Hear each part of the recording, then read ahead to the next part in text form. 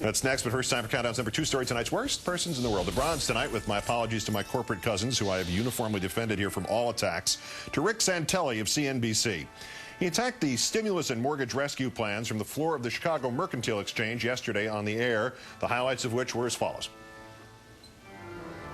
Promoting bad behavior. How about this, President and new administration? Why don't you put up a website to have people vote on the internet as a referendum to see if we really want to subsidize the losers' mortgages? When a few of the traders on the floor then cheered, Santelli turned to address them. This is America. How many of you people want to pay for your neighbor's mortgage that has an extra bathroom and can't pay their bills? Raise their hand. How about we all... President Obama, are you listening?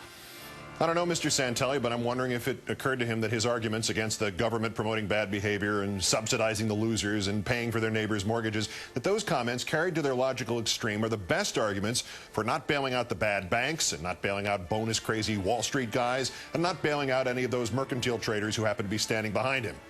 Geez Louise, man, come back and join us here in the real world. Business people in this country right now are viewed like actors were after Booth shot Lincoln. While we try to fix what you all did to this country, just sit down and hush up.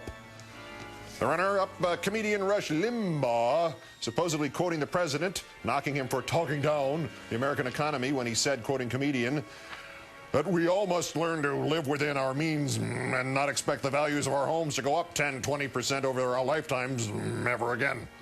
Of course, that isn't what Obama said. Wednesday in Mesa, Arizona, he said we should, quote, not assume that housing prices are going to go up 20, 30, 40% every year. So, Rush, you got the time range wildly wrong, every year versus our lifetimes, and you got the numbers wildly wrong, 10 to 20 as opposed to 20, 30, 40. So for you, that's pretty accurate. And our winner, comedian again, with the White House having reiterated that the president, like Rush, opposes reinstating the Fairness Doctrine. His op-ed for the Murdoch Street Journal today about how the president was going to reinstate the Fairness Doctrine looked pretty stupid. So he rephrased it as an open letter in which he asked, is it your intention to censor talk radio through a variety of contrivances, such as local content, diversity of ownership, and public interest rules, all of which are designed to appeal to populist sentiments, but as you know, are the death knell of talk radio and the AM band? But later, Mr. Limbaugh wrote that, quote, the AM broadcast spectrum cannot honestly be considered a scarce resource, which makes you wonder how anything could be its death knell. And lastly, he decried, quote, government-imposed censorship, disguised as fairness and balance. Wait, fair and balanced is some sort of euphemism for censorship and one-sidedness.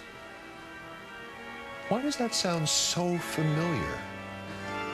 Comedian Rush Limbaugh, today's worst person in the world.